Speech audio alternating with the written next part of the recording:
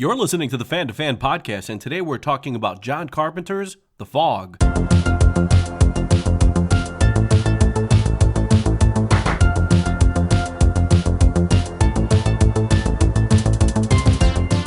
Okay. Yeah, I'm sure I will digress into some of Carpenter's other filmography in the course of this. I have no doubt. Really don't want to dig into Memoirs of an Invisible Man, but, the Fog gets my attention. Absolutely. Nothing against Memoirs of an Invisible Man. It's not as bad as people make it out, but it's not great.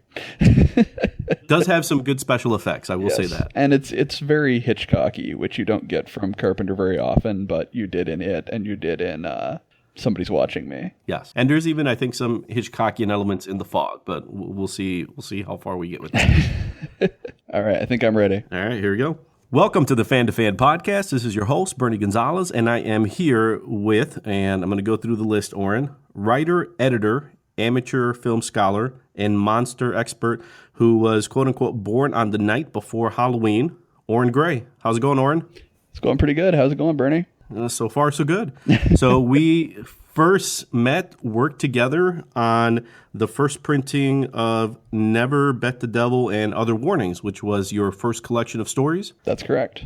And it was through Evil Eye Press, not your only collection of stories. You also have your second collection, Painted Monsters and Other Strange Beasts. And you also have a reprint coming through Styx Press, reprinting of Never Bet the Devil and Other Warnings with some pretty awesome illustrations by the brilliant M.S. Corley. Yes, and I have been so lucky to work with both you and him on illustrations for that book. I am, blessed beyond belief on that. Well, you're a terrific writer. It makes it easy to work with you, and we weren't the only ones that were happy to partner with you because you had over 300 backers on your Kickstarter and successfully raised over $10,000. So again, congratulations. Thank you very much, and thank you everyone who was a backer on the Kickstarter who happens to be listening. And along with your own work, you've also written some licensed fiction for Privateer Press, and you also have a regular column on Vintage Horror Cinema and Innsmouth Free Press. So did I miss any big ones there? Yeah, those are most of the big ones. The columns from Innsmouth Free Press are actually going to be coming to an end at the end of this year, but they've all been collected in a book that's called Monsters from the Vault that's also out from Innsmouth Free Press. When I read some of your first stories, as we were figuring out our collaboration for the first printing of your book,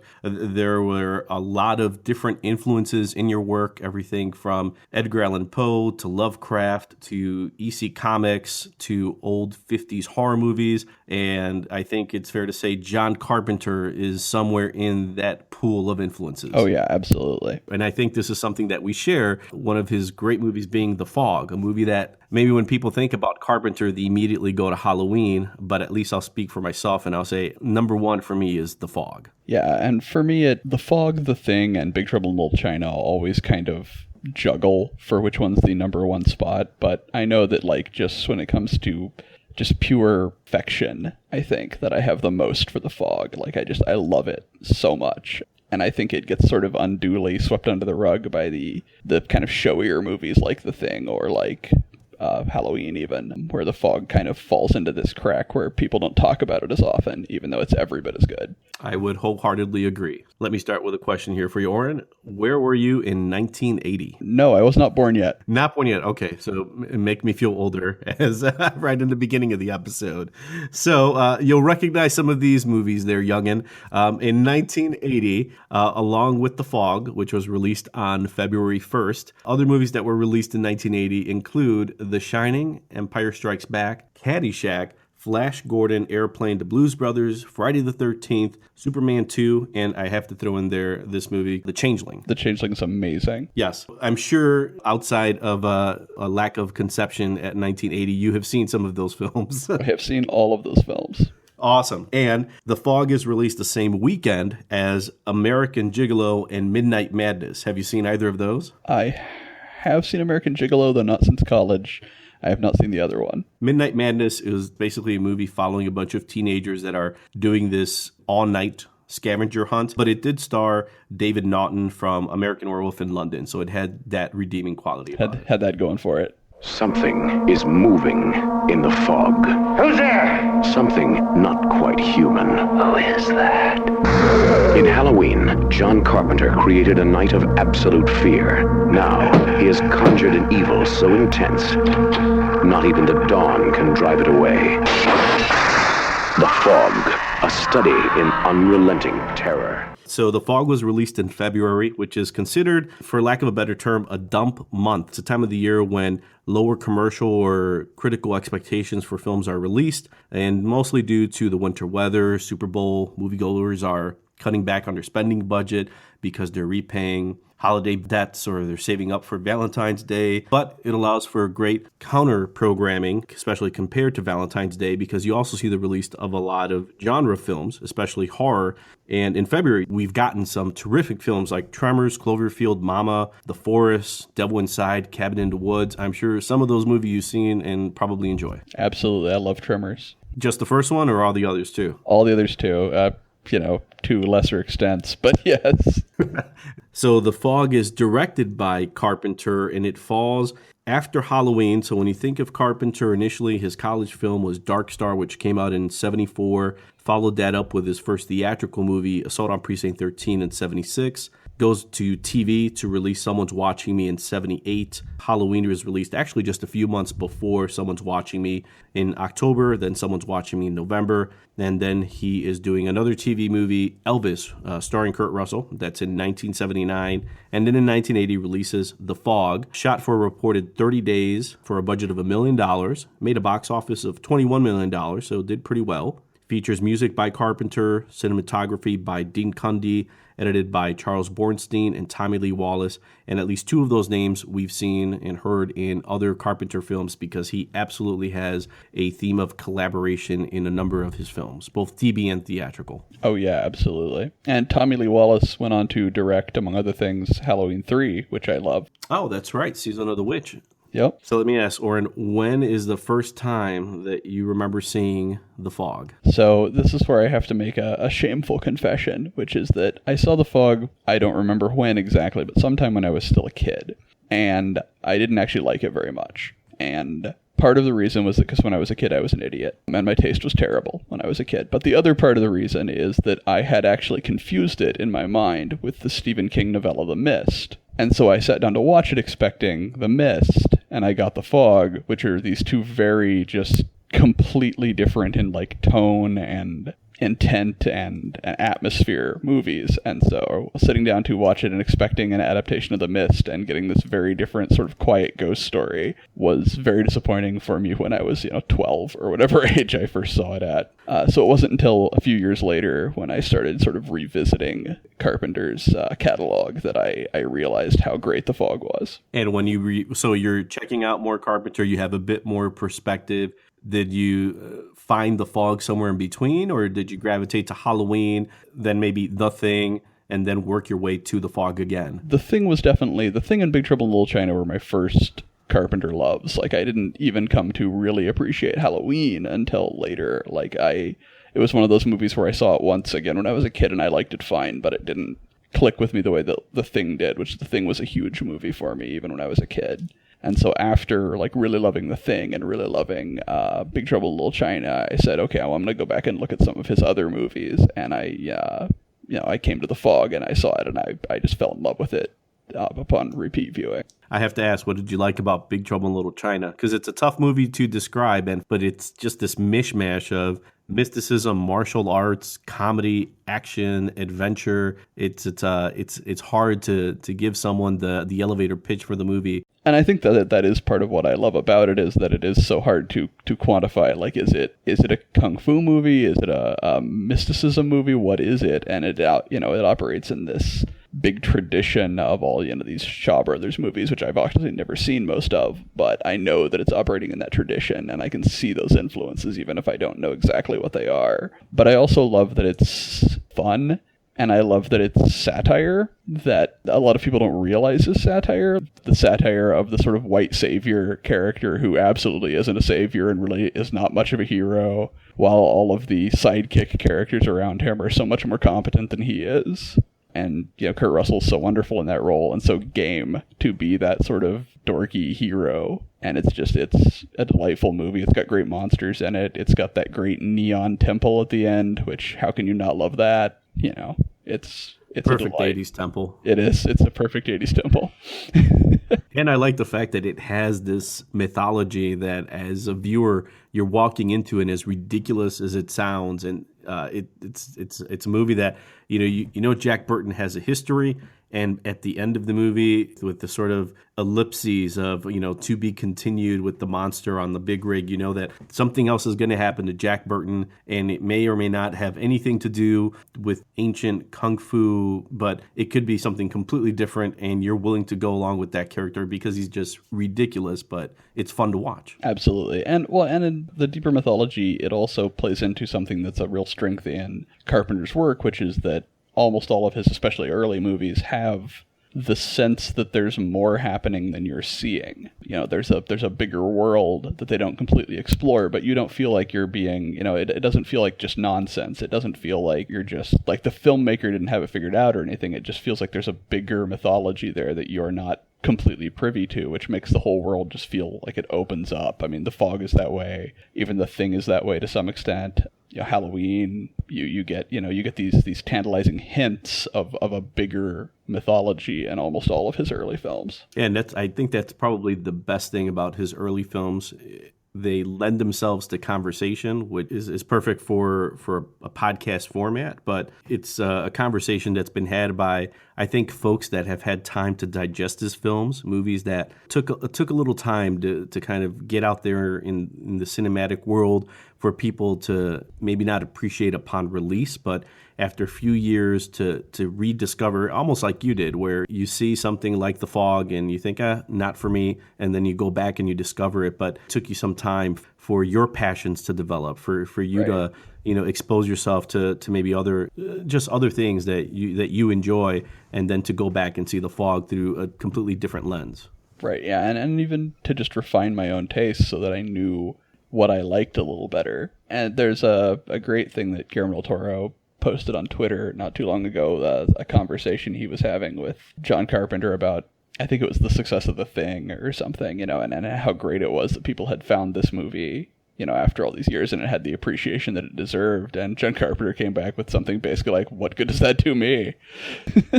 There's maybe a slight embittered taste in his mouth regarding that amount of time that it took for people to appreciate his films. And I can understand the sentiment after 30 some plus years on some of these films. I mean, we're not really talking about Ghost of Mars or vampires. We're really going back to The Thing, and some movies like Christine kind of get lost in the shuffle. Right. And I think that's where The Fog fits in. So one of the movies that it's not Halloween, it's not Escape from New York, it's not The Thing, it's not even Starman or Big Trouble in Little China, but it's in there. It's in that wheel well of his 70s to 80s films, and it has something to say. And obviously maybe it spoke to you and me a bit more than to other people. Part of the thing about The Fog is that it's kind of always doomed to be a little bit underestimated, I think, because it's trying something less ambitious than a lot of those other movies. It's trying, like, he'd made Halloween, which was this very modern take on a very old idea. In a lot of ways, but it was this very modern, like a believable horror comes to suburbia, it comes to your backyard, and with The Fog, it's this much more old-fashioned kind of story. He's not trying anything particularly ambitious. He's creating this very classic ghost story in this very old tradition, which you get right from the opening with John Houseman as Mr. Machen sitting on the beach telling the campfire story to the kids, and you know that's the kind of movie you're getting. You're getting a campfire story, and that's something not as ambitious, and so it's easier to write off. It's harder to see the ambitious things it did accomplish. So for those that have not seen it, The Fog revolves around a California coastal town named Antonio Bay that's about to celebrate its 100th anniversary. And as they plan all of these centennial festivities, this ominous glowing fog sweeps in over the town, bringing with it the vengeful ghost of mariners who were killed in a shipwreck there exactly 100 years prior. The cast, starting with Adrienne Barbeau as DJ Stevie Wayne. So she was cast as the female lead. At the time, she was John Carpenter's wife. She had appeared in Carpenter's movie Someone's Watching Me in '78. This was her first feature film. And she mentions in one of the behind the scenes things how she patterned her voice as a DJ after Alison Steele, who was a female disc jockey in the 60s and 70s, who was known as the Nightbird. And she's so fascinating, The Fog, because she's, to me at least, she's really the heart and soul of the movie. She's sort of the narrator of the film, but she's also, you know, she's so integral to the movie and to telling the story, and yet she never interacts directly with it to speak of. You know, she's almost always isolated in the radio station in the lighthouse. She never encounters the other characters one-on-one. You know, it's one of the only movies where the cast never ends up in the same place. And outside of her own survival, she has a big stake in it, in the fact that her son is, you know, with these other groups of strangers, you know, that are essentially trying to protect her son from being killed by this completely mysterious but murderous fog. And there's a great moment where she, you know, she's talking into the radio and not knowing if anyone can hear her, and she's talking to her son and saying, you know, that I'm sorry I'm not there, but I need to stay here and do this. I need to stay here and be the narrator, essentially. I need to stay here and let people in town know what's going on, because there's no other way for them to know. The people could never put the story together if it weren't for this sort of chorus that she provides that helps to thread all the plot pieces together. Because, like, in a typical movie, you have sort of one clear protagonist, and that protagonist has help from people, but the protagonist puts together all the pieces eventually. But in The Fog, no one person puts together all the pieces. It's this group of people who each have pieces that they thread through one another. So she gets some of the information, and Tom Atkins' character gets some of the information, and the priest gets some, and Janet Leigh's character gets some, and together it forms a gestalt picture that we, the audience, get to see, but they're never really completely putting it together themselves until the very end. That's right. And in this ensemble cast, like you mentioned, you've got Tom Atkins, who plays Nick Castle, who I guess I'll put it in podcast air quotes. He's our broad-chested hero, for lack of a better term. I think I enjoy his performance in this movie a lot, but I enjoy it much more in Halloween 3 Season of the Witch. Absolutely. And you know, Night of the Creeps, where he is delightful. I love Tom Atkins. And you also have Jamie Lee Curtis, who essentially plays this hitchhiking drifter who's coming through Antonio Bay, making her way through the West Coast. And I remember when I first discovered Carpenter in a much older way now, where I can understand some of the things he was doing. I always thought that Jamie Lee Curtis was the lead in this movie by virtue of the promotional poster, but it makes sense that they would use her in the poster and capitalize on the success of Halloween, in comparison to Adrienne Barbeau, who really just had a TV movie under her belt. And there's a great thing in The Fog with Jamie Lee Curtis's character, where she, again, they do that thing where when she shows up, she tells Tom Atkins' character that, like, weird stuff happens around her and all this, you know, but she never says what. She's like, it's clear that this is not the first time she's been in a situation where something weird happens, which, you know, has this big resonance because she was just in Halloween, and while it's clearly not the same character, you've got that sense of, oh, here's this mysterious person who is Jamie Lee Curtis from Halloween talking about how weird, creepy things happen around her. And it just sets up this odd resonance that's never explained or even touched upon beyond that. Probably not a shared universe if you ask any of the production studios, but sure, you can see after the traumatizing events of Halloween 1 and 2, you can see Laurie Strode deciding to hitchhike across the country. And maybe that's actually how she gets to the West Coast, where, you know, she just sets up shop and decides to maybe go into, I don't know, the field of education, makes her way up to become the dean of a very private, reclusive high school out in California. Yeah, you know, something along those lines. Sure. Some fodder for some fan fiction. And in the movie as well, you also have her mother, Janet Leigh, who plays Antonio Bay's mayor, Kathy Williams. Her assistant is played by Nancy Kyes, who was Annie Brackett in Halloween. And going back to the Brackett family, actor Charles Cyphers plays Dan O'Brien. He was initially Sheriff Brackett in Halloween. In this one, he's essentially a weatherman who helps out Adrienne Barbeau before he meets his demise. And both of them were also main characters in Assault on Precinct 13. Once again, the incestuous casting of early John Carpenter films. And then we also have Hal Holbrook, who plays Father Malone.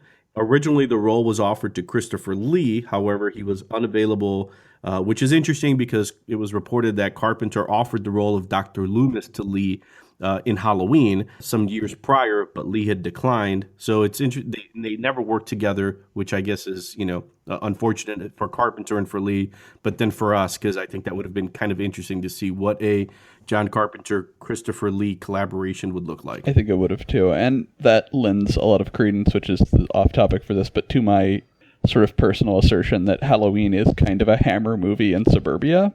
So I don't know, think about that next time you watch it. I think there's a lot of Hammer references and inspirations in The Fog, and that will be coming up very shortly in our conversation. And then, of course, rounding out the cast is John Carpenter himself, who has a cameo in the beginning with Father Malone. He plays the character of Bennett. Overall, you're absolutely right. This is an ensemble cast, and this is very familiar territory for Carpenter. He does it in The Thing, Prince of Darkness, Assault on Precinct 13, where you don't have a clear-cut protagonist, male or female, although he obviously has nothing against a strong female protagonist, which is great. But, there's this idea of this ensemble cast kind of working together towards this ultimate goal. A bunch of people, blue collar, that are put into these very extraordinary circumstances, whether it's a alien vampire or a serial killer or a mysterious murderous fog. Yes. In a few seconds, Orrin and I will discuss some of the literary, cinematic, and historical influences that helped John Carpenter in making The Fog. But in the meantime, remember you can find the Fan to Fan podcast at www.fanpodcast.com. Facebook, just search Fan to Fan Podcast. That's FAN, the number 2, FAN, or on Twitter at Fan to Fan Podcast. I'd love to hear from you, so reach out, send the message, and let me know what you think of the show. Thanks. And now, on with the show. Let's talk about some of the inspirations for The Fog. So John Carpenter stated that the inspiration for the story was partially drawn from a number of different places.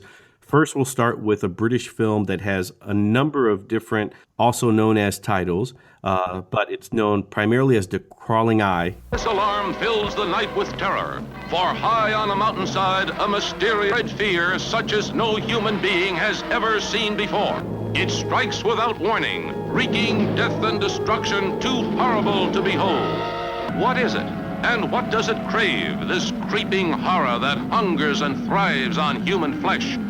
No one is safe from its spell of destruction. A cold, hypnotic stare striking fear into the hearts of all, creating a frenzied nightmare for those who behold it. And I know it just as The Crawling Eye because of its time on Mystery Science Theater 3000. But it's also been known as the Trollenberg Terror, Creature from Another World, The Flying Eye.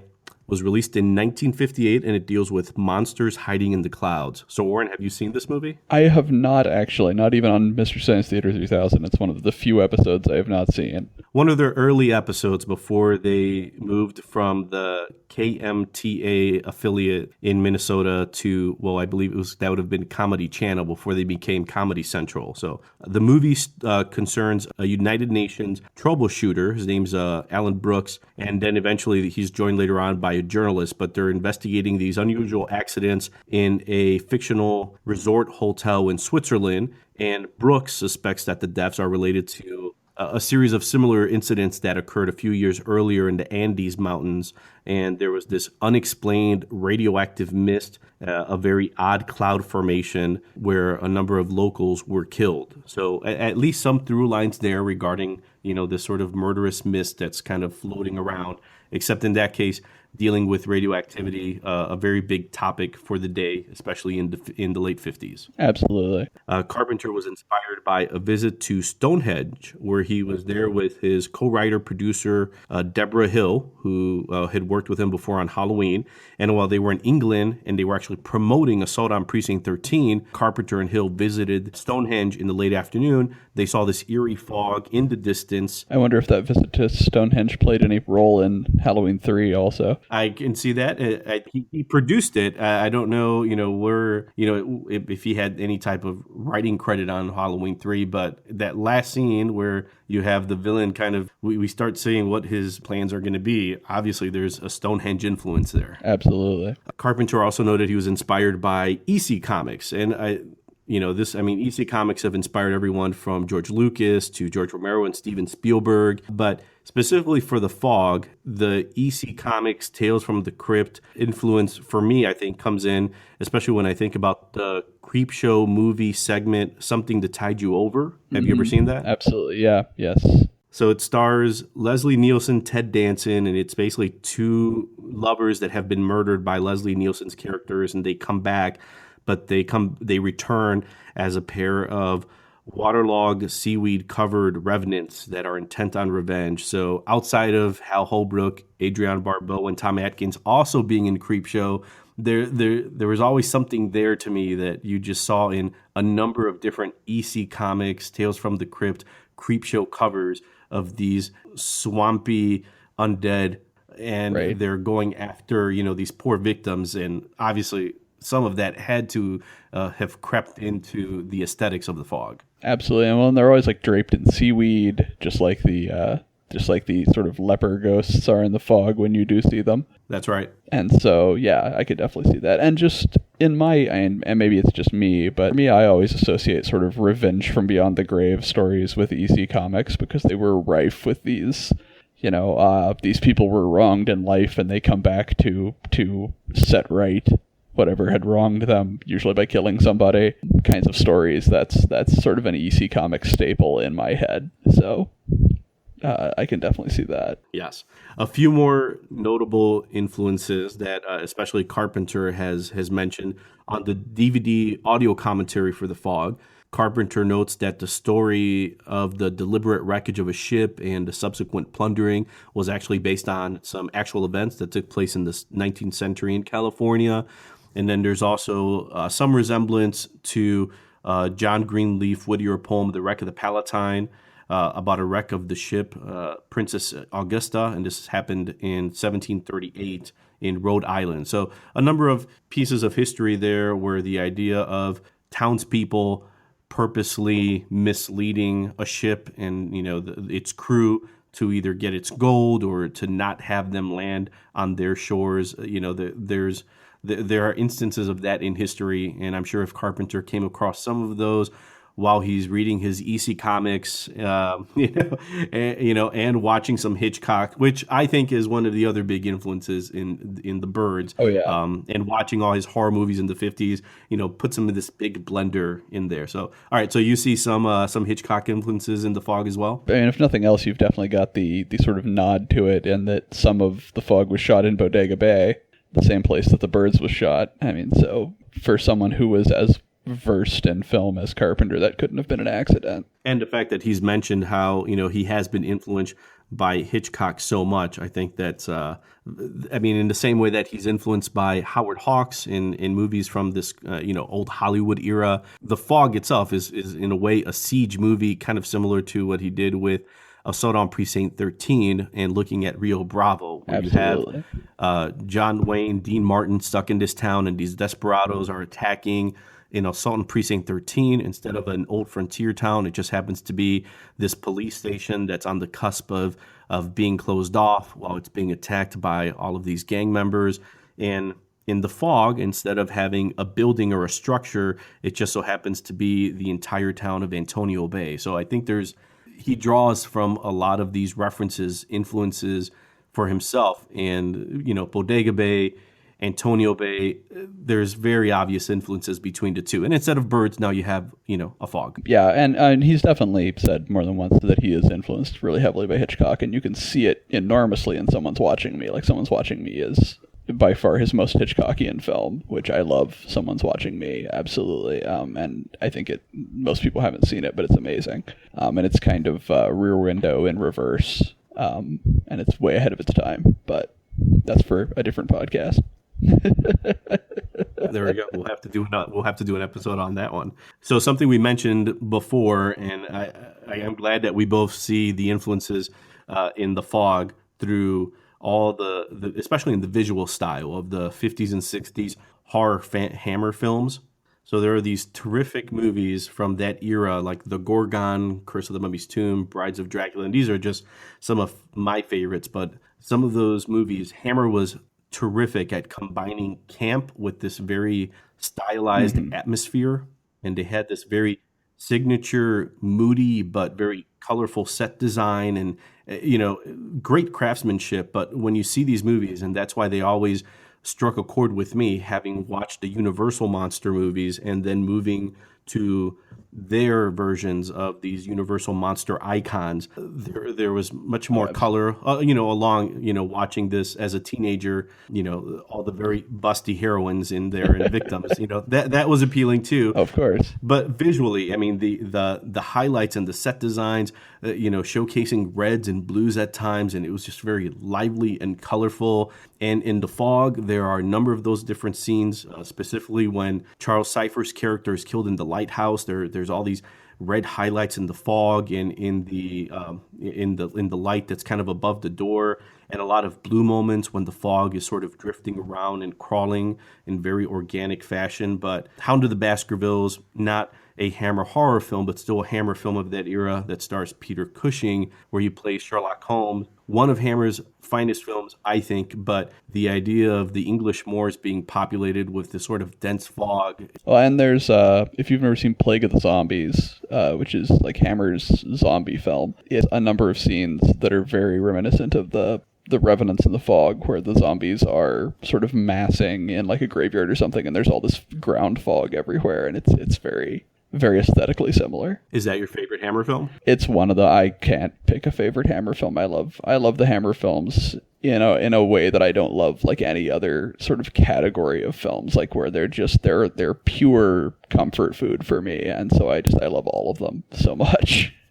Do you love the horror films as much as the more psychological thriller Hammer films as well? I definitely love the horror films the most, the gothic stuff the most, although some of their sci-fi stuff, the Quatermass films and that kind of thing are amazing, as are a few of their more psychological things. I'm particularly a big fan of Paranoiac, which is a great Hammer psychological sort of riding on the coattails of Psycho kind of film. But yeah, no, I love Hammer horror films. I could go on about them forever. That'll be for another podcast, because they deserve their own hour to maybe 2 hour podcast just to discuss some of the awesome Hammer films that have been out there. Yeah, and again, to diverge from The Fog slightly, but Carpenter's Hammer influences are also apparent in, he's a huge Nigel Neal fan. To the extent that like Prince of Darkness is kind of his Nigel Neal movie, and he uses the fake pen name like Martin Quatermass, which is a nod to Nigel Neal's Quatermass film or a story teleplays. So yeah, so like definitely a lot of Hammer, a lot of Nigel Neal influences in John Carpenter, and then Nigel Neal, of course, took at least one swipe at the screenplay for Halloween 3, which he later disavowed. I think he was wrong to disavow it. I think it's wonderful, but that's me. So let's get into The Fog's production. It was a 2-picture deal with Avco Embassy, along with Escape from New York, which was released in 1981. And primarily after the success of Halloween, so Carpenter was approached after Halloween had been released.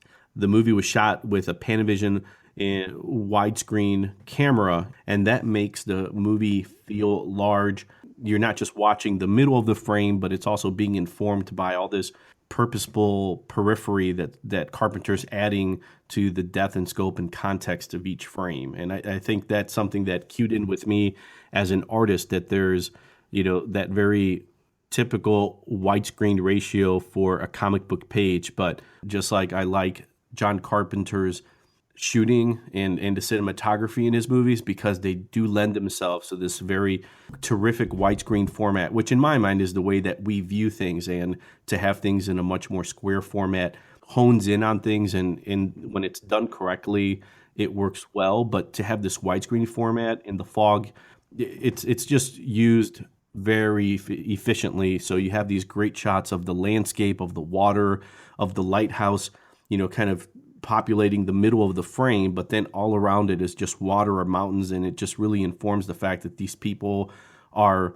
secluded in the middle of this area, even though it is this very large. Think, okay, they're at a bay at any point, they could just go, they can just drive away from the water, right. But the idea that no, they're stuck in this area. Well, and it goes a huge amount, I think, to making Antonio Bay into a character in the film. It has to be, because it's so tied up with why this stuff is happening, with what's going on, is the place And for me, I think that's part of what I love about The Fog, is that it's so concerned, as ghost stories so often are, with place and with the location. And they created and found such a wonderful location in the cities they used for Antonio Bay and for the lighthouse and all that. And that widescreen shooting helps to really make those places come alive, really puts you in them and makes them a part of the movie. So the lighthouse was actually in Point Reyes, California, and the church is the Episcopal Church of the Ascension in Sierra Madre, California.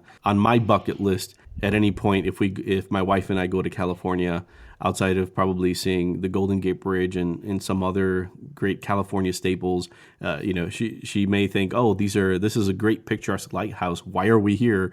I'm just not going to share with her, beforehand the fact that it's the lighthouse from The Fog, and that's exactly why we wanted to go there. So maybe slightly less romantic and much more selfish on my part. I would love to go see that lighthouse in person. That would be the most amazing thing. And I think on the Scream Factory release of the Blu-ray for The Fog, they've done this, I think, in a number of their films, where they'll go to the present-day location, including a lot of these Carpenter films, and they'll go to the same lighthouse.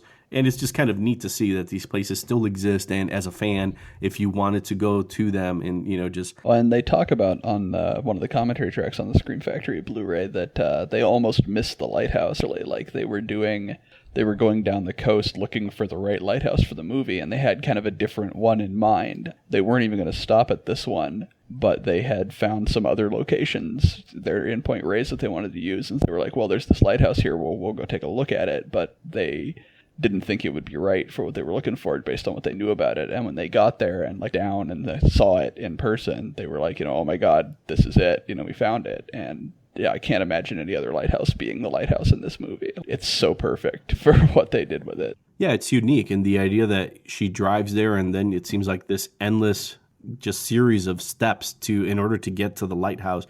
It's very different from your standard lighthouse where you think, okay, well, I think the tropes would have fallen easily to have the fog making its way up the circular stairway and having the creatures kind of make their way up the steps. And, maybe occasionally as Adriana Barbeau looks down, they've just in a blink of an eye moved up a flight. It would have been a movie that in its third act almost would have written itself, but this makes it a little different in having Adrienne Barbeau's character forced out of her safe place, her lighthouse. Right. Yeah, and you get the amazing shot of the fog rolling down onto it, which you wouldn't have gotten if it was, a more typical raised lighthouse. You get that beautiful shot of the fog coming over the hill and rolling down onto the lighthouse, which is just an incredible moment. So when we talk about the production, we have to mention the fact that Carpenter himself did not like the initial edit of the film, and it was closing to its release date, and he commented, quote, "It was terrible. I had a movie that didn't work, and I knew it in my heart. I think as an artist, and Oren, you as an author, when I hear those sentences from Carpenter, and I try to put myself in his shoes, my heart drops." Oh, yeah. And I think it's a case where, as an artist, I can always erase a line, go back, redraw something. As an author, if you've completed something and then you go back and read it or give it to someone else to read, I would imagine it has to have the same sensibility where you think, shit, square one. Right. Well, and I can't imagine, because this was pretty much his first big film on the follow-up of his, first big success, and to end up with your first draft of it, essentially, and to see that it didn't work. I mean, that must have been so terrifying. And yet he, went ahead and made the decision, all right, we need reshoots. We're gonna push this back. We're gonna do what we have to do to get these reshoots to make it work. And when they went through and talk about in one of the commentary tracks, Tommy Lee Wallace talks about a lot of which scenes were added, and I just cannot imagine the film without them. They're integral to the film to me, that I can't imagine what it was like before. Absolutely. I'm glad that he went to the production company and was not threatened to ask for the ability to reshoot, recut, and rescore the movie too, which I think is important. I mean, we hear about the urban legends of Halloween. He has the movie, goes to a producer in Hollywood, shows the movie, and they're like, yep, not scary at all. Comes back, shows the movie again with his score, and they think it's the most terrifying thing they've ever seen. And I'm sure in his mind, that's a high place to reach when he's released Halloween and everyone knows him for not only directing the film but doing the score, but to think, okay, I've just done this, I've just finished production on the movie, which I don't believe in, and it has a score that I don't like, and I have to go back to the production company and ask for more money to shoot all these scenes. But just like you said, I can't imagine the movie without all of those extra scenes. Right, and for me, in some ways, the one that sticks out the most is, because it's one of the scenes that sticks out the most in the movie completely, is that it's not quite the opening, but basically the opening montage of just little things going wrong throughout the town, like the phones ringing and the gas station thing leaping off and pumping gas and all that stuff. That is one of the most just beautiful and effective and eerie moments in film, like, ever. And it's one of the ones they added. Like, that stuff all was not originally there, and I just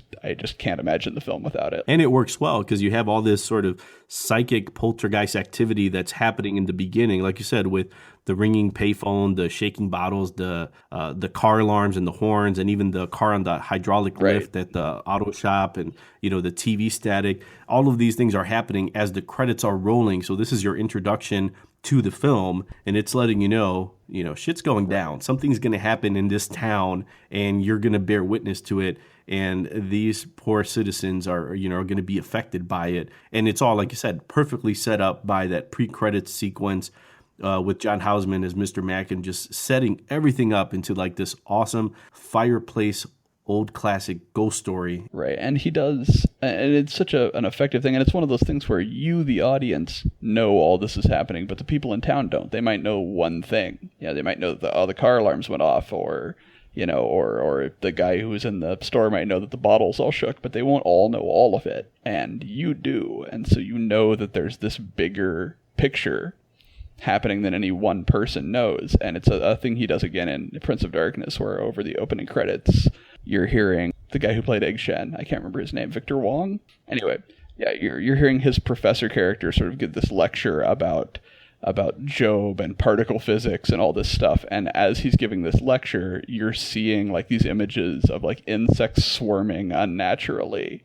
and all the stuff that the characters never see. And it sets up, again, the scope of what's about to happen to you, and gives it this huge amount of scale that the budget really wouldn't support in any other way, except as these hints and these intimations of how big what's about to happen really is. And I think the other part, similar to Halloween, there's not that much gore in Halloween, and in The Fog, it follows a similar template where you don't see a lot of gore, but at the time, Cronenberg Scanners had just been released. So it was released before The Fog, and that movie had a lot more gore. So Carpenter decided to go in and add a few more graphic visuals to The Fog. So, the idea of the sailor getting the hook on that initial trawler, Jamie Lee Curtis getting that scare on the boat with the guy with the eyes gouged out. Yeah, exactly. Yeah. And then just the fact that there was a guy whose eyes were gouged out, and you saw that happen off screen, and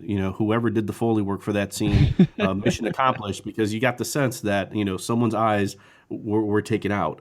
But there's even the morgue scene where Jamie Lee Curtis turns her back to the corpse, and it gets up and starts creeping towards her, picks up the knife. I mean, all scenes that were shot after the fact, but when you watch the movie now, if you were to take them all out, outside of being a shorter movie, it wouldn't have the power that The Fog has. Whether you enjoy the movie or not, it's almost impossible to think of the movie without those extra scenes. Absolutely. I just can't. Yeah, I can't even conceive of what it was like the other way. Luckily, you don't have to, because Carpenter couldn't deal with it either.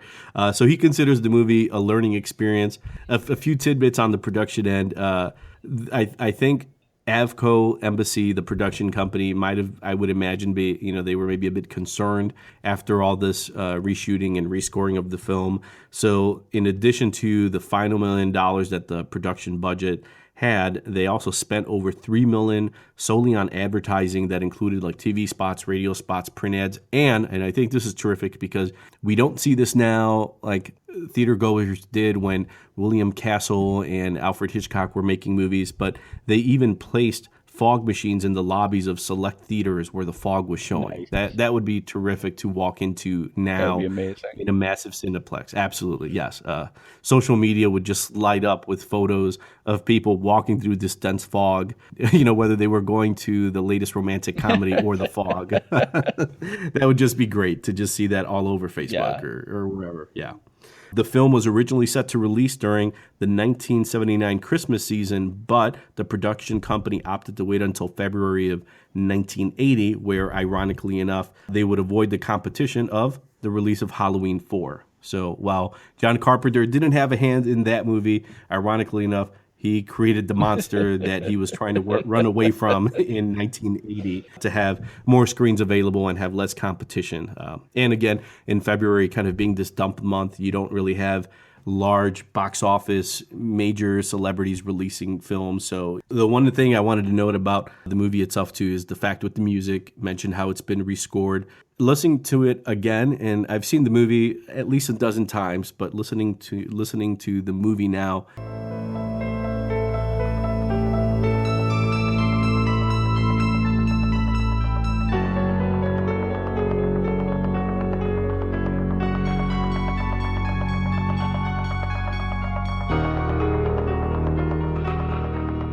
as you listen to it, there's a very similar feel in the score to The Exorcist. The theme of The Exorcist, Tubular Bells by Mike Oldfield.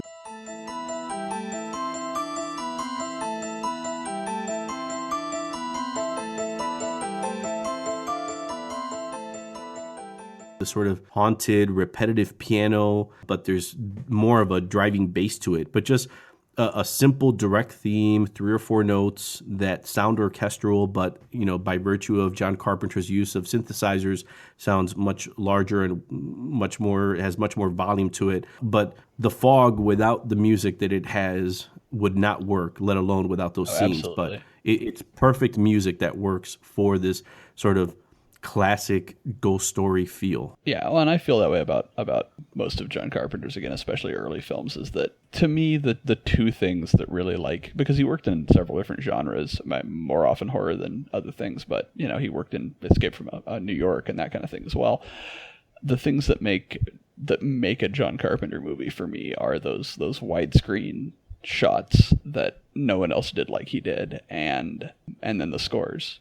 His scores are always just dead on perfect for whatever it is they're doing, and are always memorable and amazing, and we always know them later on, and those are kind of the two things that really stick out as sort of, that's what makes a movie a John Carpenter movie. Yeah, I think that's what I mentioned this in one of the previous episodes, but he was Robert Rodriguez before we started talking about Robert Rodriguez. He was a director, he was an editor, he was a writer, he was a producer, composing the score. I mean, he's wearing so many hats in his movie that it makes sense why they have his name before the film. I mean, it's very, it's hard to think of The Thing without saying John Carpenter's The Thing, or even John Carpenter's The Fog. Absolutely. Even strong, prominent filmmakers today, like Christopher Nolan, for example, it's not Christopher Nolan's Inception or Christopher Nolan's Dark Knight Rises. Right. You have someone like Carpenter that, even if you want to dismiss it as 70s, 80s, a cult classic director of that type or genre director, his name is before these movies. That counts for something. Absolutely. In a few seconds, Orrin and I will discuss the ghostly, vengeful mariners in The Fog and also compare The Fog to The Blob.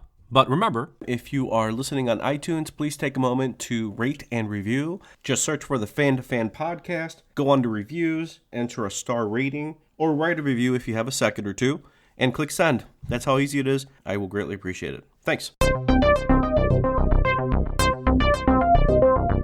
So I was going to say, let's talk about some of the themes in The Fog. And I'll start with The Fog itself. As a humorous note, there's a company called Death by Toys, and they've acquired the license to a lot of different films. I think you know where I'm going with this. I know where you're going with this. Okay, so go ahead and finish it. They released, I'm pretty sure I know where you're going with. They released an action figure of The Fog, like packaged up like an 80s action figure, and it was just, the case with the backing board and the blister pack on the front just had like It was actually pulled cotton. Right, yeah, like just cotton in there that was colored gray, and that was it. That was the toy. It's terrific. Yeah. The town of Antonio Bay is a character. So is the fog. It's essentially the villain in a way. And you have this low, dense fog, and they use dry ice to give it weight and make it feel like it was purposely moving in certain directions. It's different from the kind of fog that I remember in just about every Spielberg film, where he uses the fog to provide like atmosphere,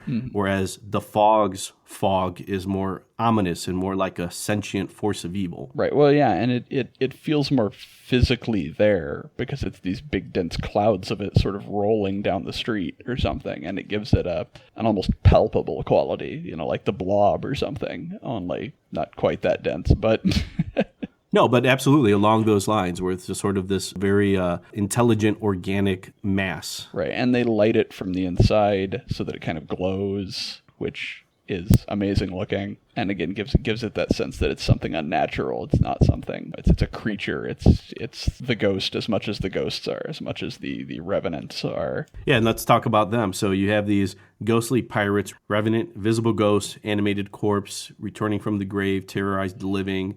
So these mariners that are stuck inside the fog, and as it's moving around Antonio Bay going after these people, they have this very, very mysterious aesthetic where essentially they are these raggedy silhouettes that are walking around and at times have the feel of the Romero zombies, where their hands get caught in doors or they're breaking through glass, a set of red glowing eyes that are walking around with these sharp instruments killing people. So it gives them a really neat aesthetic. It does. And they have a really interesting sort of set of, and I don't want to call it rules, but whatever physics that govern them, in that they are clearly tied to the fog. So while they can go places that the fog goes, they also are very physical still. They're not just a ghost that can just pass through a wall or something. They like knock on doors, like you said, and break through windows and all this stuff because they are where the fog is, and if the fog is shut out, so are they.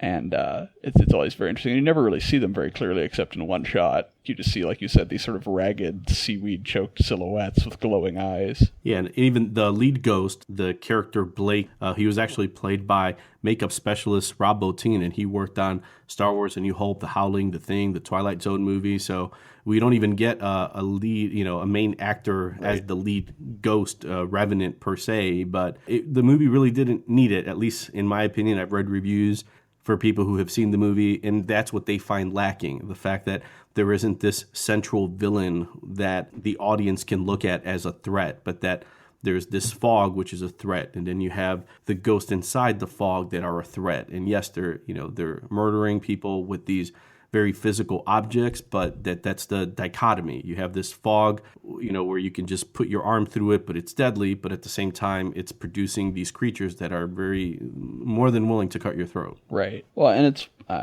it's one of those things where, to me, like, and then this is what is always interesting to me in narratives, is that when you have a supernatural narrative or any narrative really that is horror related, it's less the threat that interests me, and it's more the sort of implications that the threat carries with it. So my example is always, it's scary that a vampire will drink your blood, absolutely, but it's more scary that vampires exist at all. And so to me, it's like the one of the bizarre things about the fog is that it has a maximum body count.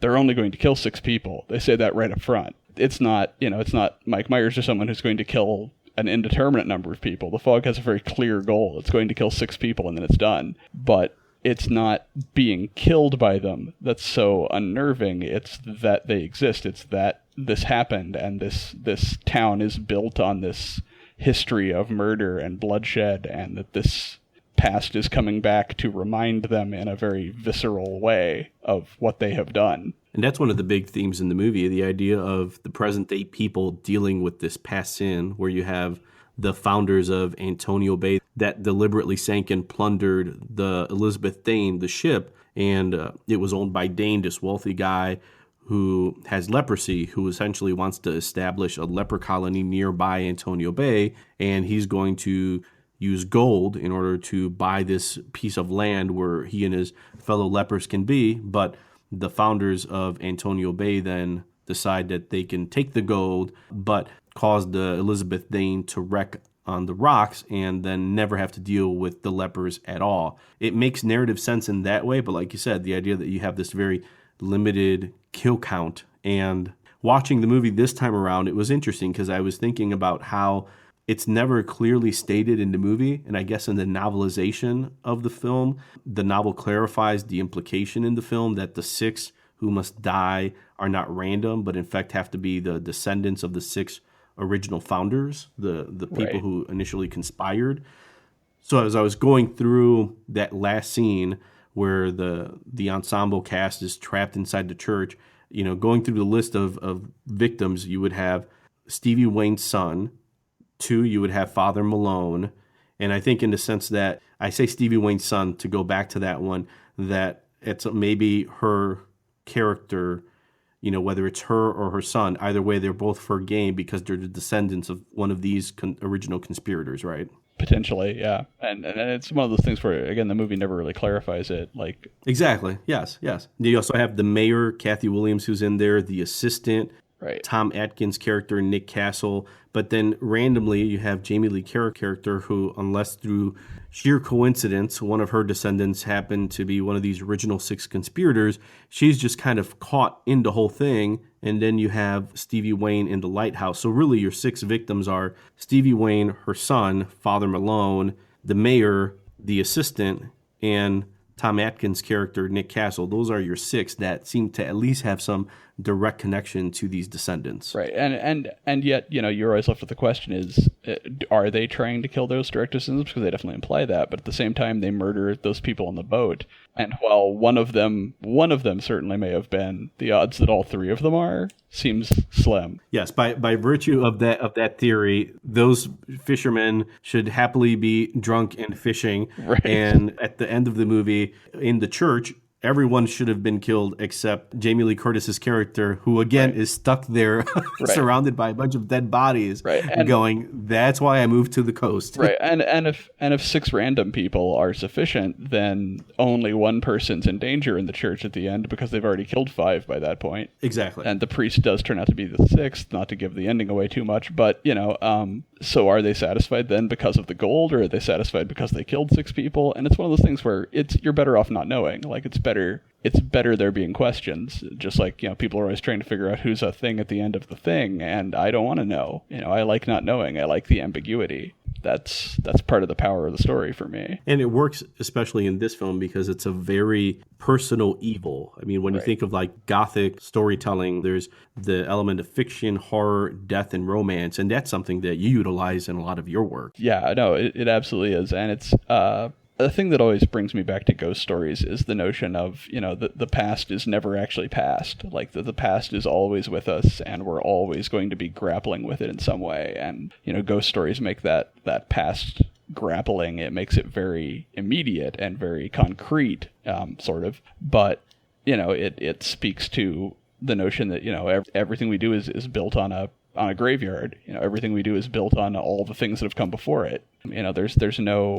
There's no clean conscience. There's no world where there's not this whole history of mistakes and terrible things and crimes, and that's always going to be with us no matter what we do, no matter how much we pave over it. I want to actually come back, get off that weighty thing and come back to the fact that earlier you sort of in passing called the ghost pirates, and I think of them as always, no matter how many times I watch The Fog, I always think of them as ghost pirates, and they're absolutely not pirates at all. That's true, yes. But I always think of them as pirates, and and there's something so iconic about these ghost pirates that they're stuck being ghost pirates forever, even though they're not.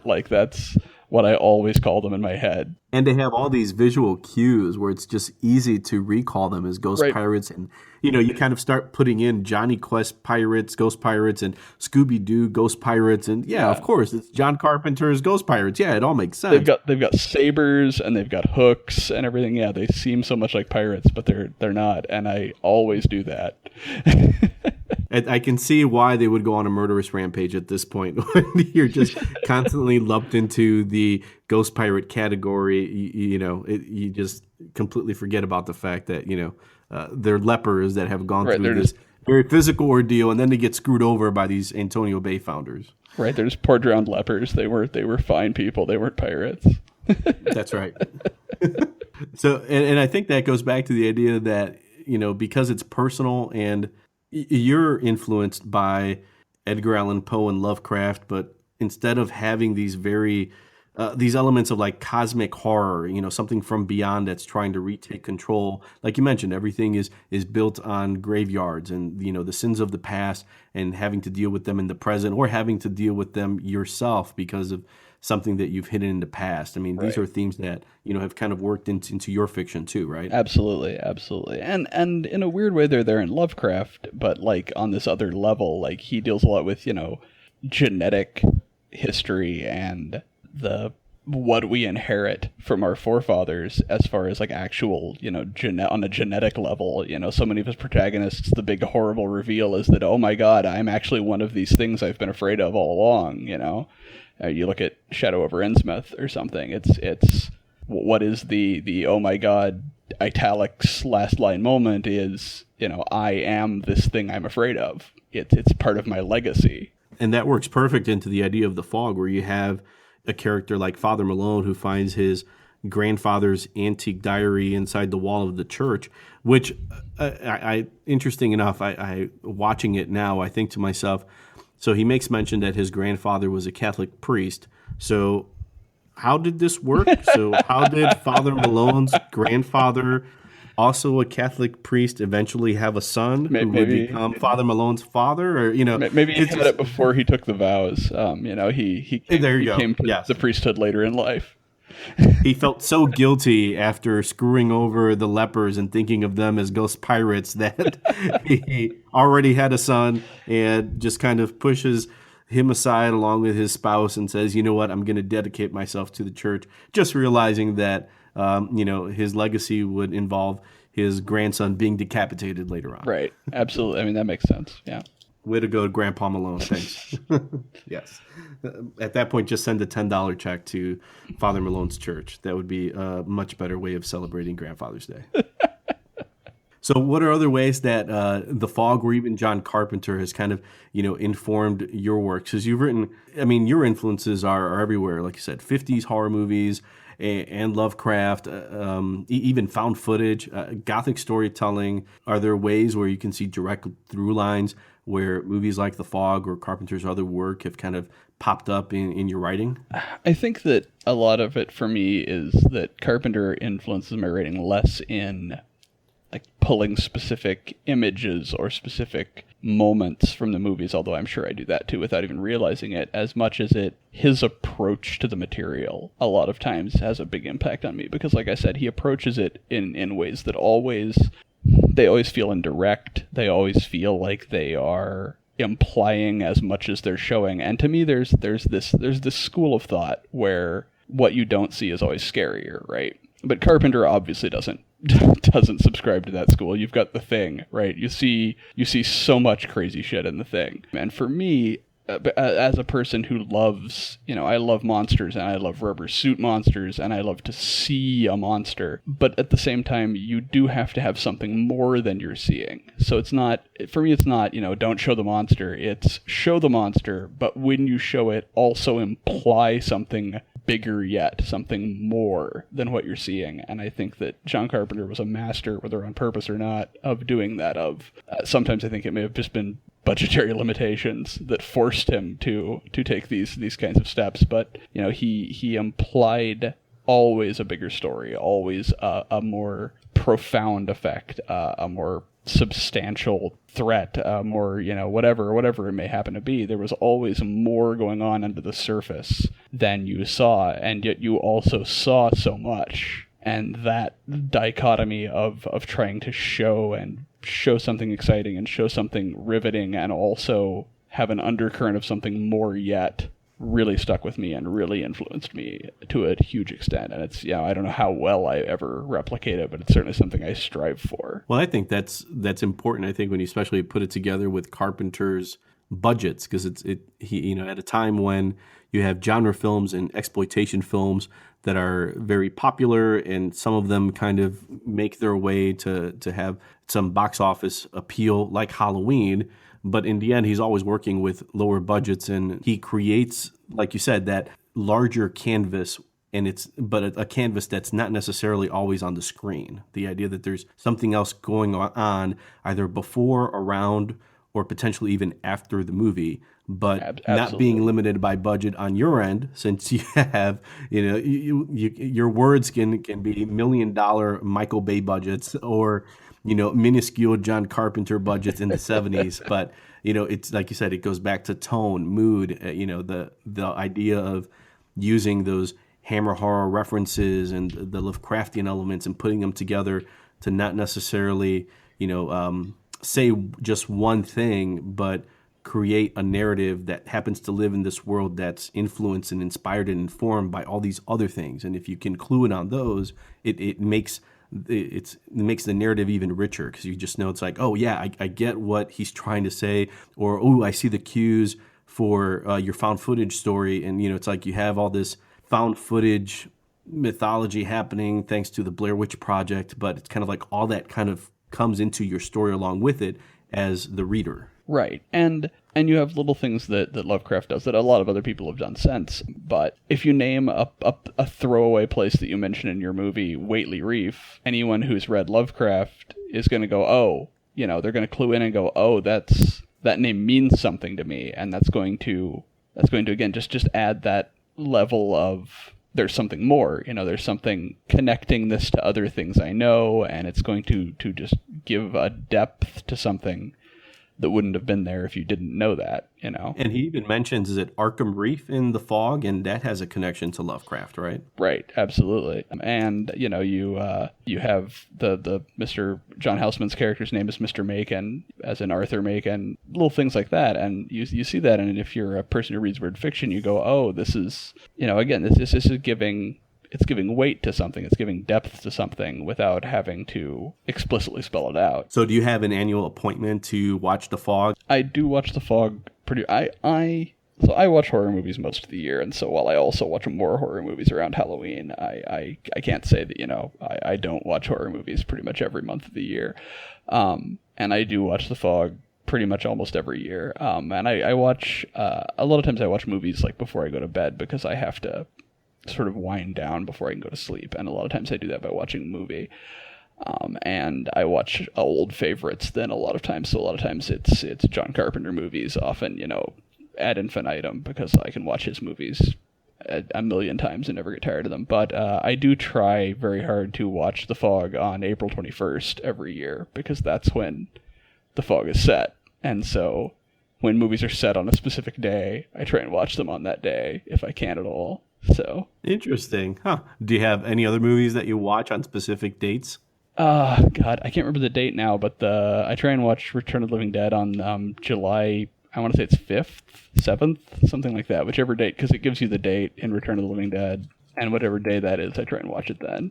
And that was directed by Dan O'Bannon, who had worked with Carpenter on Dark Star before going on to write 1979's Alien. Yes, I love. So a lot of offshoots from Carpenter, Nick Castle going on to do The Last Starfighter, another awesome cult classic of that era. But, it's in that same wheel well, these movies that are just great touchstones in the 70s and 80s that we revisit with some regularity on specific days like you do, or, which I think is terrific. That's awesome that you have this, is it on the calendar, or is it just, innate, that on April?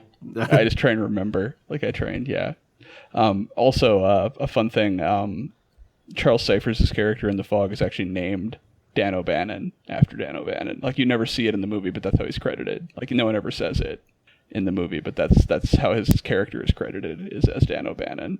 Yeah, and you have Tom Atkins as Nick Castle, right, who did a few voiceovers in John Carpenter's Dark Star movie, but then also played, one of the actors that played Michael Myers or The Shape in Halloween, before going on to his own film career. So any other thoughts on The Fog, Oren, that you wanted to share? Anything that comes to mind? I'm sure there should be, but nothing that jumps out at me right at the moment.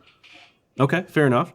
So where can folks find out not only about what you worked on, what you'll be working on? It's orengrey.com, Grey, right? That's right. Twitter, Facebook, Pinterest, Instagram, all that. I'm always Oren Grey, so I'm pretty easy to find.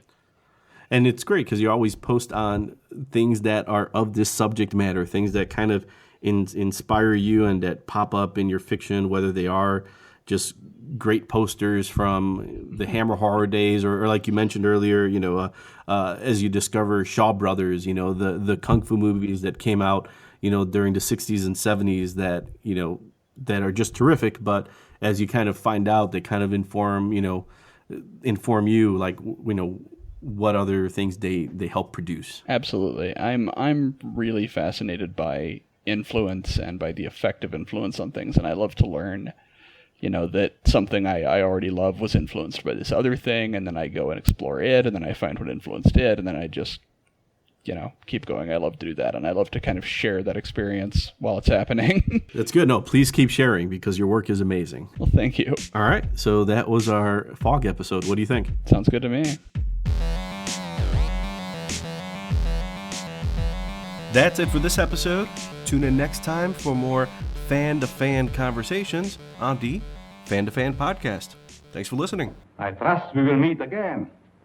It has been so nice meeting you.